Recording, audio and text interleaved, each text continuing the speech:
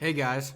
Yep. We're gonna be doing State of the Saints today. I know. I'm kind of breaking my own rule. I really set up State of the Saints to be done on Wednesday because of the injury report and all that. But I feel like that is more incorporated into the previews and the matchups to watch videos, and not really the State of the Saints, because the State of the Saints I like to use as a place to express my opinions.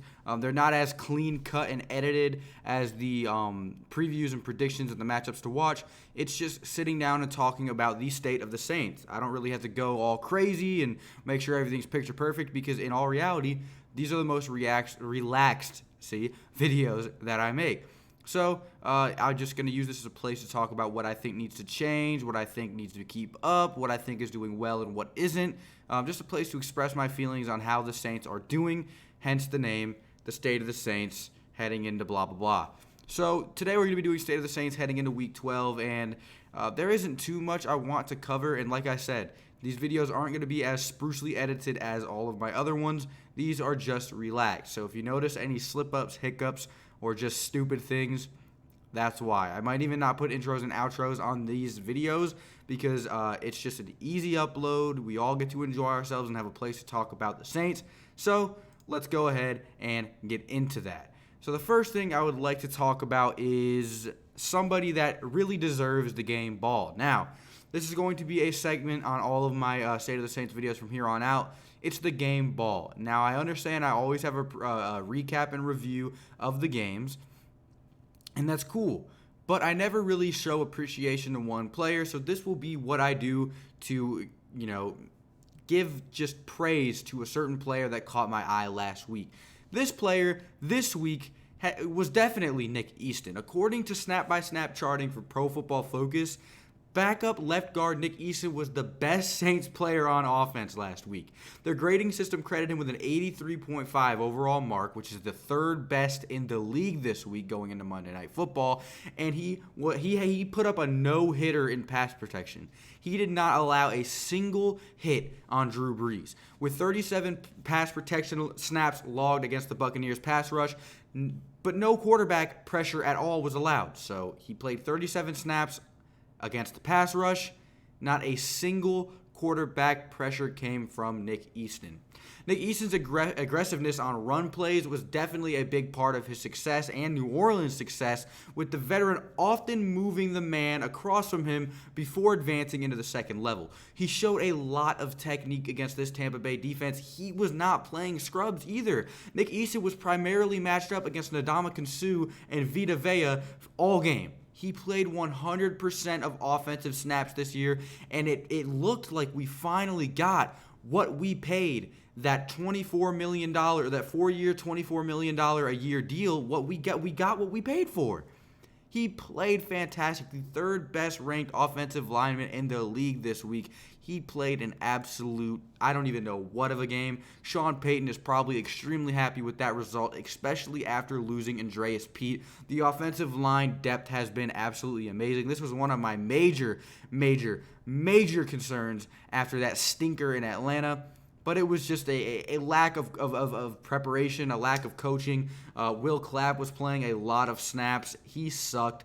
He was in on the first series. Automatically, Drew Brees got bull rushed. He went out. Nick Easton came in and played a fantastic ball game. Not one pressure allowed by this man right here. So everyone give a round of applause. Nick Easton played a fantastic ball game. We definitely need to, just look forward to seeing him play next week. He gets to play against Carolina, who does have a pretty stout pass protection. Their pass rush, their rush defense is terrible, but look for him to have another good game. The dude played amazing and definitely deserves some praise because he hasn't been getting it.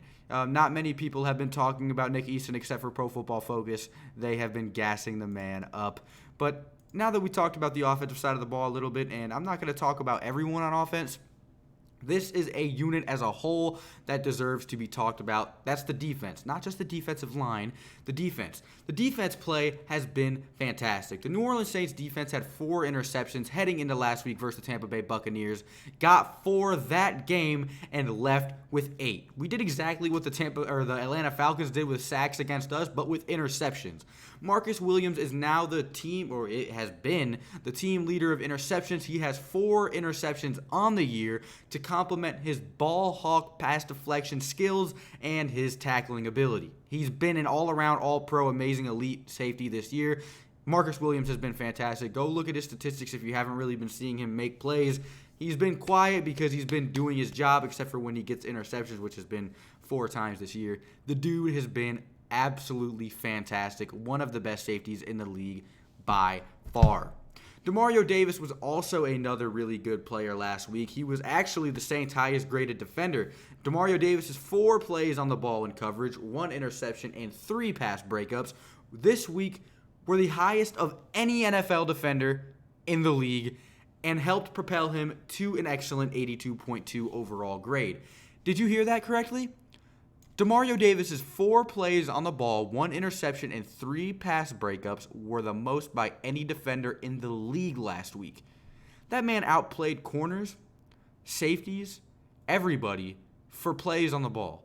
Demario Davis has literally been an outstanding addition to this team since we got him from the New York Jets, or well, in free agency technically. So glad that we added him. It's insane. Jonathan Vilma was also an ex-New York Jets linebacker, and guess what? The second year of having him, the Saints won the Super Bowl. Demario Davis is an ex-Jets linebacker. This is the second year we've had him. Maybe we can win the Super Bowl. Who knows? Who knows? But yeah, the defensive play has been fantastic. Cameron Jordan needs to be in the Defensive Player of the Year convo as well. His 9.5 sacks over 10 games places Cam on track for his best season ever by far. Cam hit Jameis Winston 4 times, and as a team, the New Orleans Saints hit Jameis Winston 12 times. Total obliteration and mockery of the Tampa Bay Buccaneers offensive line. It looked like every single play, this defensive line, those linebackers, whoever was rushing, there were safeties and corners rushing, whoever was doing it, it was working always. Dennis Allen got ballsy and they were blitzing a lot. The Saints definitely got the job done on that end of the field. The defensive side of the ball has been absolutely fantastic. I know before this week we were ranked 5th in the NFL. I wouldn't be shocked if something changed this week. The second to last thing I want to talk about is the fact that we need to run the ball. We need to run the ball. Check out this statistic. The Saints are now 5-0 when Kamara gets 20 or more touches. In 13 games, the Saints are 12-1 when Kamara does get 20 or more touches. For the first time in weeks, Alvin Kamara looked like his old self, which is a positive sign after he was looking like one of the league's best running backs until he attempted to play through Jacksonville with a hurt ankle and was sidelined for a couple of weeks. Latavius Murray played great in his absence, and then now they boasted a perfect 61 to 41% split rate, which doesn't really make any sense, but that's what the snap counts were last week. But there's a trend there. The Saints have only lost 1 out of 13 games when Alvin Kamara touches the ball 20 or more times. This dude is an absolute star-studded playmaker. Give him the ball. We did that last week, and it propelled us to a win against the Tampa Bay Buccaneers. Alvin Kamara is finally looking like his old self. He's finally getting his confidence back. He's finally bouncing off of defenders. He's finally getting healthy, and we should see him incorporated into the offense just like he used to be, an every down playmaking back.